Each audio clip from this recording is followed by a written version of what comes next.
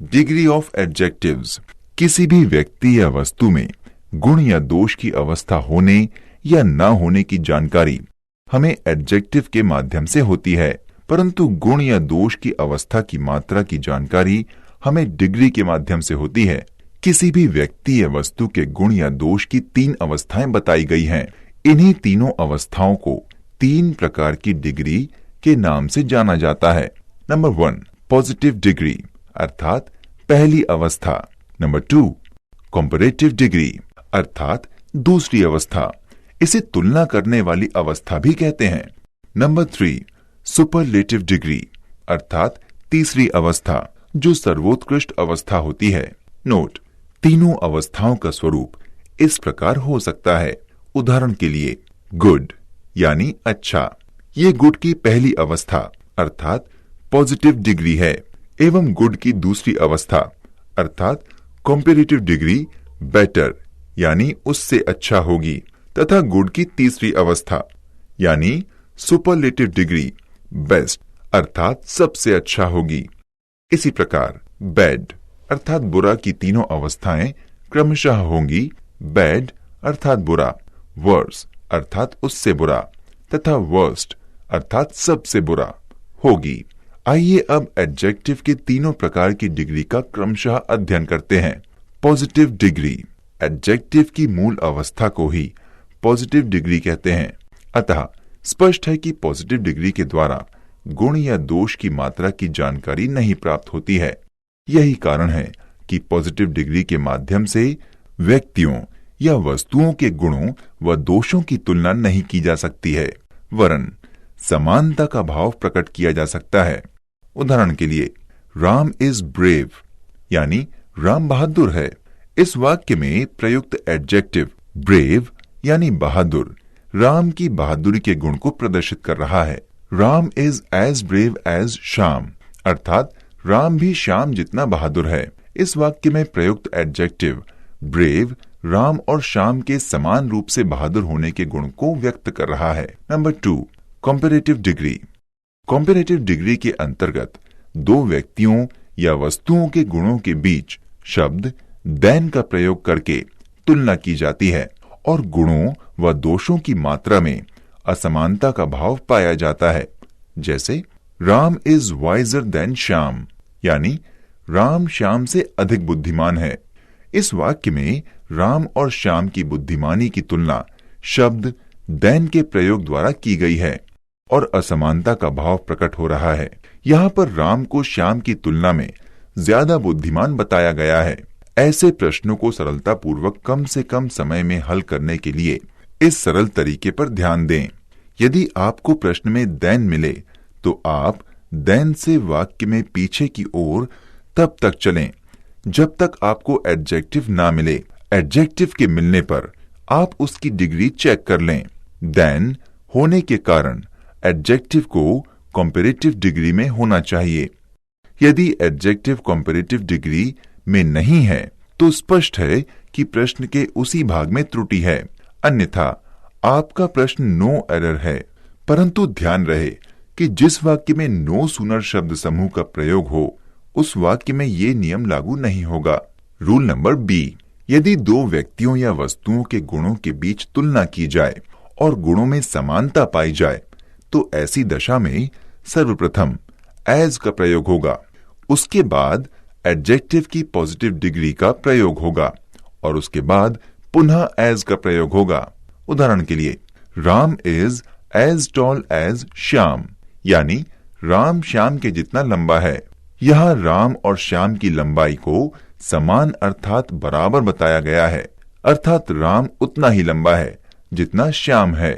ध्यान रखें कि इस प्रकार के वाक्यों को नेगेटिव यानी नकारात्मक बनाते समय पहले वाले एज को सो में परिवर्तित करते हैं। उदाहरण के लिए, Ram is as tall as Shyam का नेगेटिव यानी नकारात्मक वाक्य होगा Ram is not so tall as Shyam अर्थात राम उतना लंबा नहीं है जितना कि श्याम। ये वाक्य नेगेटिव है, इसलिए यहाँ सो टॉल एज का प्रयोग किया गया है।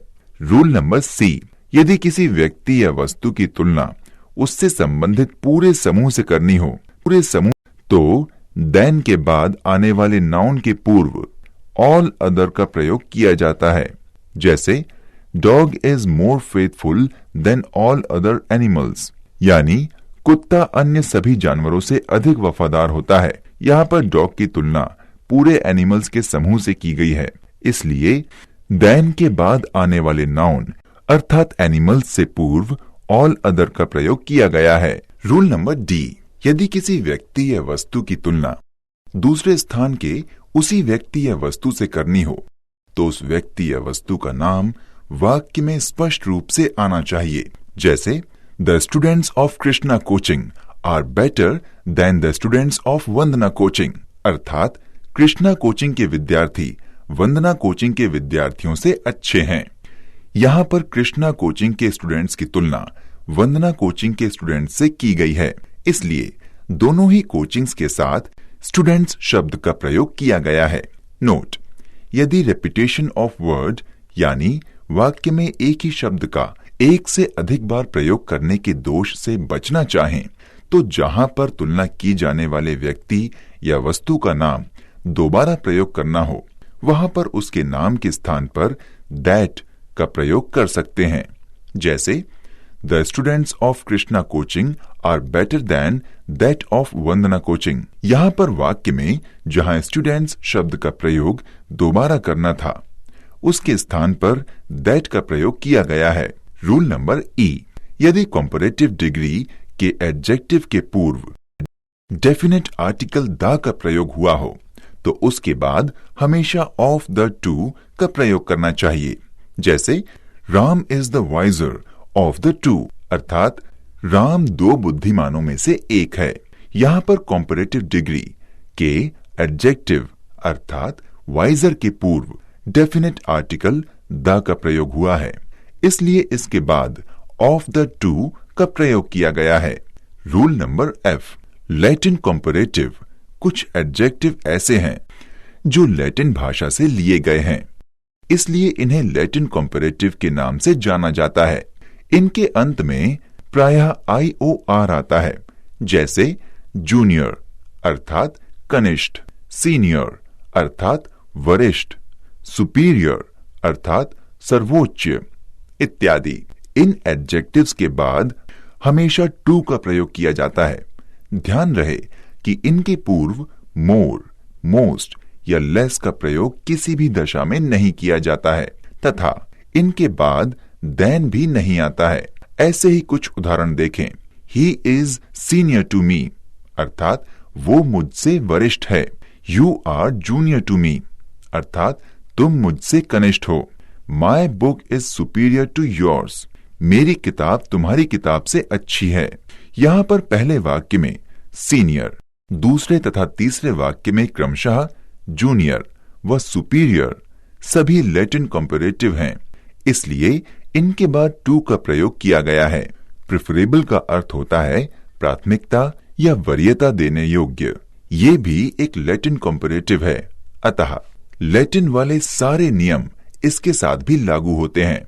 जैसे milk is preferable to tea अर्थात दूध चाय की अपेक्षा प्राथमिकता देने योग्य है। यहाँ पर प्रेफरेबल शब्द एक लैटिन कंपैरेटिव है, इसलिए इसके बाद टू का प्रयोग किया गया है। रूल नंबर जी, एल्डर, ओल्डर। इसी प्रकार से दो शब्द एल्डर और ओल्डर हैं। एल्डर का अर्थ होता है बड़ा। इसका प्रयोग एक ही परिवार के संबंधियों के मध्य तुलना हेतु किया जाता है। इसके बाद हमेशा टू आता है। ओल्डर का अर्थ होता है बड़ा। इसका प्रयोग बाहरी व्यक्तियों या वस्तुओं के लिए किया जाता है। इसके बाद हमेशा देन आता है। जैसे my brother Ramesh is elder to me, यानी मेरा भाई रमेश मुझसे बड़ा है। यहाँ पर माई ब्रदर से एक परिवार के होने का संकेत मिल रहा है, इसलिए एल्डर और उसके बाद टू का प्रयोग किया गया है। Mohan is older than Sohan, यानी मोहन सोहन से बड़ा है। इस वाक्य में इस बात का कोई संकेत नहीं है कि मोहन और सोहन एक ही परिवार के हैं, अतः स्पष्ट है कि दोनों बाहरी व्यक्ति हैं। इसलिए ओल्डर तथा उसके बाद देन का प्रयोग किया गया है।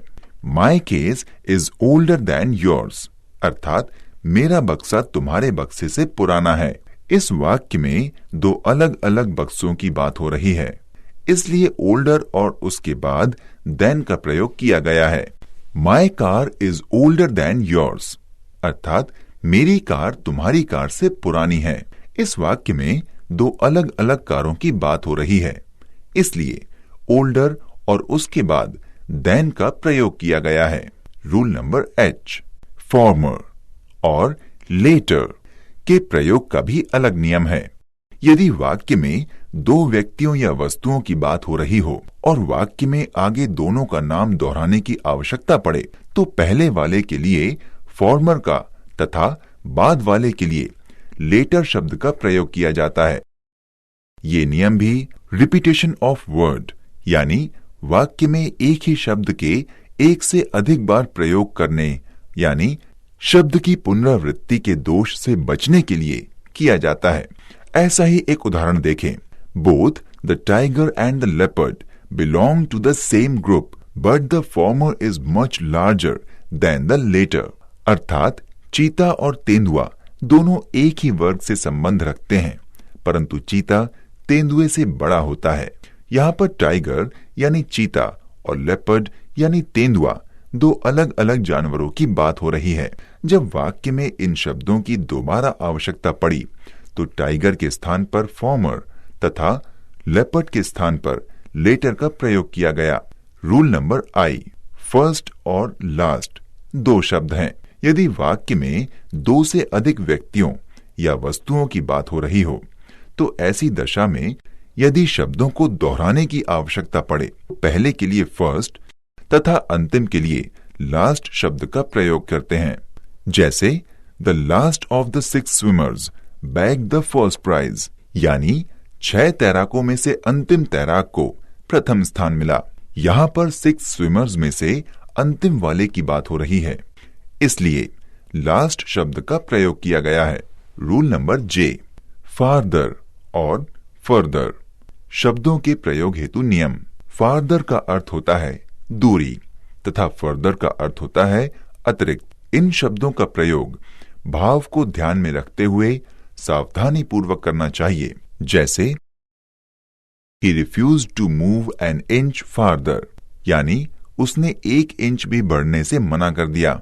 I was waiting for further details about the accident, यानी मैं दुर्घटना की अतिरिक्त जानकारी के लिए इंतजार कर रहा था। यहाँ पर पहले वाक्य में दूरी की बात हो रही है तथा दूसरे वाक्य में दुर्घटना की अतिरिक्त जानकारी के संदर्भ में उल्लेख हुआ है, इसलिए पहले वाक्य में फार्दर तथा दूसरे वाक्य में फर्दर का प्रयोग किया गया है। नंबर 3, सुपरलेटिव डिग्री यानी तृतीय या सर्वोत्कृष्ट अवस्था। सुपरलेटिव डिग्री में 2 से अधिक व्यक्तियों या वस्तुओं के गुणों के बीच वाक्य में ऑफ या इन का प्रयोग करके तुलना की जाती है। यदि वाक्य में किसी प्लेस यानी स्थान की बात हो रही हो तो इन का प्रयोग करके तुलना की जाती है, अन्यथा ऑफ का प्रयोग करके तुलना की जाती है। सुपरलेटिव डिग्री के एडजेक्टिव के पूर्व डेफिनेट आर्टिकल द का प्रयोग अवश्य किया जाता है। जैसे mister Natwarlal is the cleverest man in India, यानी मिस्टर नटवरलाल भारत में सबसे चालाक व्यक्ति हैं। इस वाक्य में व्यक्ति अर्थात नटवरलाल की तुलना पूरे भारत के लोगों से की गई है, इसलिए ये शब्द क्लेवर यानी चालाक की तुलना सुपरलेटिव डिग्री के एडजेक्टिव यानी क्लेवरेस्ट अर्थात सबसे चालाक के द्वारा हुई है और क्लेवरेस्ट के पूर्व द का प्रयोग हुआ है। चूंकि वाक्य में इंडिया यानी प्लेस की बात हुई है, इसलिए तुलना इन के माध्यम से की गई है। Ravi is the tallest boy of my friend circle, यानी रवि मेरे सभी दोस्तों में सबसे लंबा है। यहाँ पर प्लेस की बात नहीं हुई है, इसलिए तुलना के लिए वाक्य में ऑफ का प्रयोग हुआ है। डिग्री लेस एडजेक्टिव, कुछ गुण या दोष ऐसे होते हैं जिनकी अवस्था में कोई परिवर्तन नहीं होता है, इसलिए इनका प्रयोग हमेशा इनके मूल रूप में ही किया जाता है। दूसरे शब्दों में ये कहा जा सकता है कि ऐसे एडजेक्टिव हमेशा पॉजिटिव डिग्री में ही प्रयोग किए जाते हैं।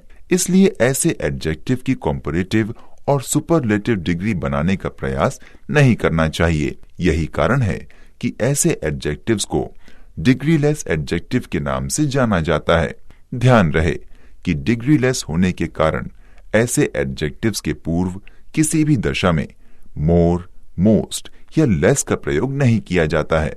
मुख्य डिग्रीलेस एडजेक्टिव्स निम्न हैं: परफेक्ट यानी पूर्ण, ब्लाइंड यानी अंधा, ऑनेस्ट यानी ईमानदार, यूनिक यानी अद्वितीय या विलक्षण, फेवरेट यानी प्रिय, पैरेलल यानी समानांतर, एक्सीलेंट यानी उत्कृष्ट आदि। डिग्रीलेस एडजेक्टिव्स पर आधारित कुछ उदाहरण सुने।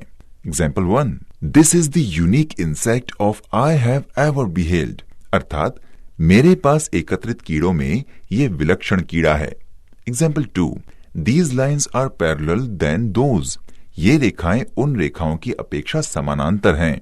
यहाँ पर पहले वाक्य में यूनिक तथा दूसरे वाक्य में पैरेलल शब्दों का एडजेक्टिव के रूप में प्रयोग हुआ है। ये दोनों ही शब्द डिग्रीलेस एडजेक्टिव्स हैं, इसलिए इनके पूर्व मोर, मोस्ट या लेस का प्रयोग नहीं किया गया है।